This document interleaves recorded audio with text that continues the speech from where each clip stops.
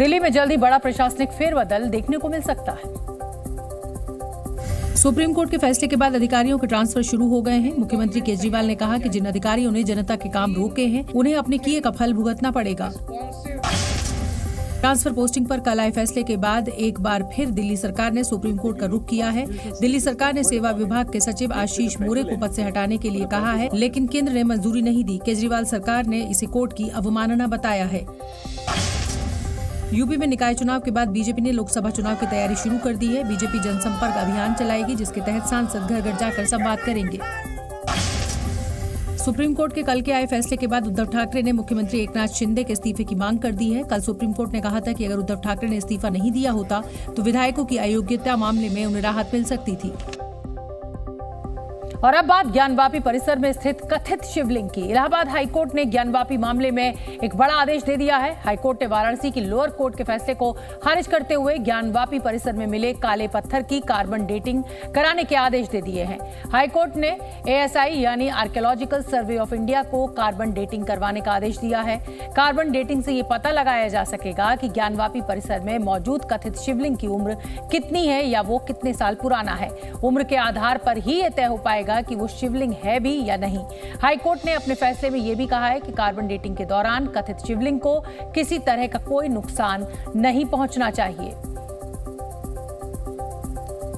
तो ASI को आदेश दे दिया गया है कि कार्बन डेटिंग कराई जाए, ताकि इस शिवलिंग की, अगर ये एक शिवलिंग है जैसा कि हिंदू संगठनों के द्वारा दावा किया जा रहा है, तो इसकी उम्र को पता लगाया जा सके, इसकी आयु को पता लगाया जा सके। फिलहाल इस पूरे ढांचे को लेकर विवाद है, क्योंकि काशी विश्वनाथ मंदिर से जुड़ी हुई ये ज्ञानवापी मस्जिद है। हिंदू संगठनों का कहना है कि ये यहाँ पर शिवलिंग है जिसको मुगलों ने तोड़ दिया था या मुगलों ने इसमें पानी भर दिया था। तो इसी को लेकर पूरा विवाद कोर्ट में पहुंच गया है। लोअर कोर्ट ने जो आदेश दिया था उसको आज हाई कोर्ट ने पलट दिया है और अब कार्बन डेटिंग कराने का आदेश दे दिया है।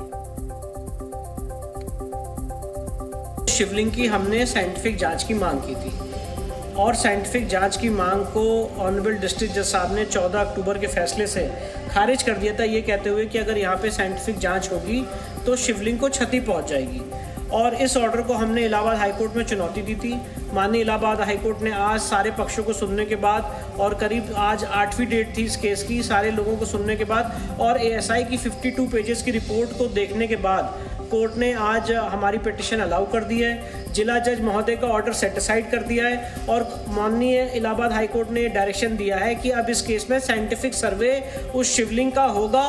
वो साइंटिफिक सर्वे बहुत सारी टेक्निक्स ASI ने कोर्ट के सामने रखी है। GPR सर्वे है, सॉइल स्टेटोग्राफी है, AMS टेक्निक्स है और भी अन्य माध्यम है जिसके हिसाब से ये सारी चीज़ें करी जा सकती हैं।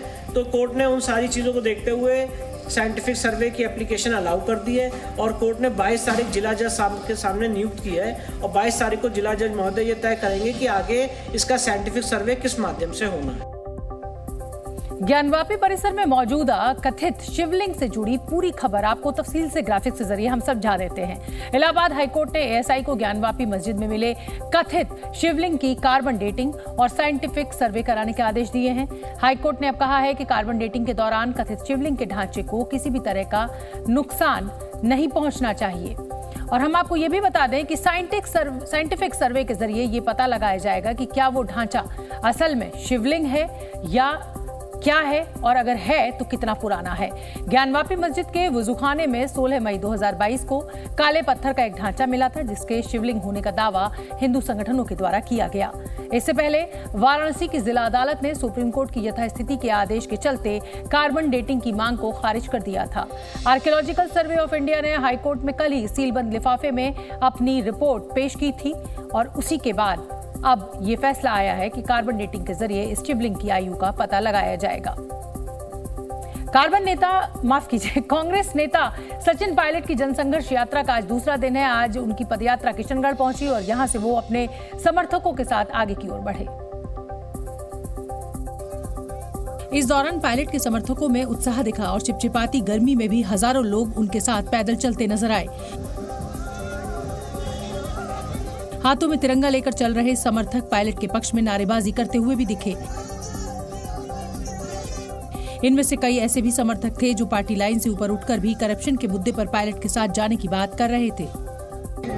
किसी पार्टी के खिलाफ नहीं है, ये सिर्फ अपने युवाओं के भले के लिए सोच रहे हैं, युवाओं के आगे बढ़ने के लिए सोच रहे हैं, सिर्फ युवाओं के लिए कर रहे हैं। बिल्कुल पूरा समर्थन करते हैं। जन संघर्ष की लड़ाई है, युवाओं की लड़ाई है और पूरा पायलट साहब को सपोर्ट करते हैं। पार्टी नहीं मायने नहीं रखती, युवा मायने रखते हैं। हम युवा है, पार्टी के लाइन से ज्यादा हम भ्रष्टाचार के खिलाफ है और पायलट साहब के साथ है। पायलट की यात्रा कल शाम को अजमेर से शुरू हुई थी, जो राजधानी जयपुर में खत्म होगी। राजस्थान विधानसभा चुनाव से ठीक पहले हो रही इस यात्रा से सियासी गलियारे में हलचल है, क्योंकि पायलट लगातार करप्शन का मुद्दा उठा रहे हैं। इस दौरान वो अपनी ही सरकार और मुख्यमंत्री अशोक गहलोत को भी घेरते हुए नजर आ रहे हैं। करप्शन को खत्म करने के लिए क्या प्रभावी कदम उठा रहे हैं, जो लोग इन्वॉल्व हैं उन तक क्या जांच पहुंच रही है, क्या पारदर्शिता से जांच हुई है। पेपर लीक की जब जांच हो रही थी तभी स्टेटमेंट आया कि ना तो कोई नेता इन्वॉल्व है ना कोई अधिकारी इन्वॉल्व है। जांच खत्म हुई नहीं, हम पहले से डिक्लेयर कर देंगे तो क्या जांच रह जाएगी। पायलट ने दावा किया कि ठीक ढंग से जांच न होने पर करप्शन की जड़ें और गहरी हो सकती हैं। मैं लांछन नहीं लगा रहा हूं, लेकिन जांच पारदर्शी हो ये सुनिश्चित करने की जिम्मेदारी हम सब लोगों की है। पायलट की यात्रा को लेकर दिल्ली में भी सरगर्मी दिखी। राजस्थान कांग्रेस प्रभारी सुखजिंदर सिंह रंधावा ने एक रिपोर्ट तैयार की, जिसे वो कांग्रेस अध्यक्ष को सौंपेंगे। इस बीच मुख्यमंत्री गहलोत लगातार पायलट पर हमलावर हैं। पहले गहलोत ने उनके खिलाफ बगावत करने वाले पायलट समर्थक विधायकों पर बीजेपी से पैसे लेने का आरोप लगाया था। अब उन्होंने ये कहकर पायलट पर इशारों में तंज कसा है कि गुटबाजी करने वाला कभी कामयाब नहीं होता। कामयाब वही होता है जो सबको साथ लेके जाता है और जो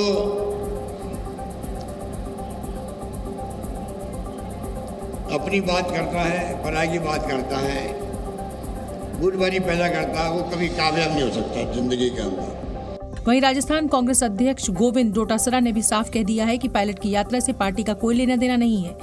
संगठन की यात्रा वही होती है जिसमें हाथ का निशान होता है, खड़गे साहब की फोटो होती है, राहुल गांधी जी की फोटो होती है, सोनिया गांधी जी की फोटो होती है और कांग्रेस संगठन AICC या PCC कोई कार्यक्रम देता है। डोटासरा ने यह भी कहा कि पायलट की यात्रा से नफा होगा या नुकसान, इस पर फैसला पार्टी आलाकमान को लेना है। महिला पहलवानों से यौन शोषण मामले में बृजभूषण सिंह का बयान दर्ज किया गया है। महिला पहलवानों की शिकायत पर दिल्ली पुलिस ने SIT का गठन किया था। बृजभूषण सिंह आज SIT के सामने पेश हुए और अपना बयान दर्ज कराया। पुंछ में हुए आतंकी हमले के बाद ऑपरेशन त्रिनेत्र जारी है। सुरक्षा बलों के जवान पुंछ, राजौरी समेत कई इलाकों में आतंकियों की तलाश कर रहे हैं। सोना चांदी के दाम में लगातार उतार चढ़ाव देखने को मिल रहा है। आज 24 कैरेट सोने की कीमत 62,130 रुपए प्रति 10 ग्राम है, जबकि लखनऊ में 1 किलो चांदी का रेट 77,600 रुपए प्रति किलो है। मुंबई कस्टम विभाग ने सोने की तस्करी करने वाले एक शख्स को गिरफ्तार किया है। आरोपी सोने को पेट में छिपाकर ले जा रहा था। नारकोटिक्स कंट्रोल ब्यूरो के पूर्व अधिकारी समीर वानखेड़े की मुश्किलें कम होने का नाम नहीं ले रही हैं। सीबीआई ने समीर वानखेड़े के खिलाफ केस दर्ज किया है, जिसमें वानखेड़े पर शाहरुख खान के बेटे आर्यन खान को ड्रग्स मामले में फंसाने का आरोप लगाया गया है। सीबीआई की ओर से दर्ज FIR में आरोप लगाए गए हैं कि समीर वानखेड़े ने आर्यन खान मामले में शाहरुख खान से 50 करोड़ की डिमांड की थी और 50 लाख उगाही के तौर पर ले भी लिए थे। सीबीआई ने वानखेड़े के मुंबई स्थित घर पर तलाशी ली है। सीबीआई ने एनसीबी के कई अन्य अधिकारियों के खिलाफ भी मामले दर्ज किए हैं, जिसके बाद दिल्ली, मुंबई और रांची समेत 29 जगहों पर आज सीबीआई ने छापेमारी की। एनसीबी ने समीर वानखेड़े के खिलाफ जांच की थी, जिसमें उन पर मिस एप्रोप्रिएशन ऑफ एसेट्स के आरोप लगाए थे और उसके बाद ही आज इस रेड को अंजाम दिया गया है। हालांकि अभी ये जानकारी नहीं मिल पा रही है कि इस रेड में क्या कुछ मिला है, लेकिन आप अच्छी तरह इस अधिकारी को पहचानते होंगे, समीर वानखेड़े इनका नाम है। रिया चक्रवर्ती के मामले में भी इनके ऊपर उंगलियां उठी थी कि रिया चक्रवर्ती को गलत फंसाया गया था। उसके बाद तमाम बॉलीवुड के स्टार्स को एनसीबी के द्वारा तलब किया गया था सुशांत सिंह राजपूत मामले में, और उसके बाद आर्यन खान की जब गिरफ्तारी हुई थी उस समय यह आरोप लगा था कि समीर वानखेड़े ने शाहरुख खान से 50 करोड़ की रिश्वत मांगी थी।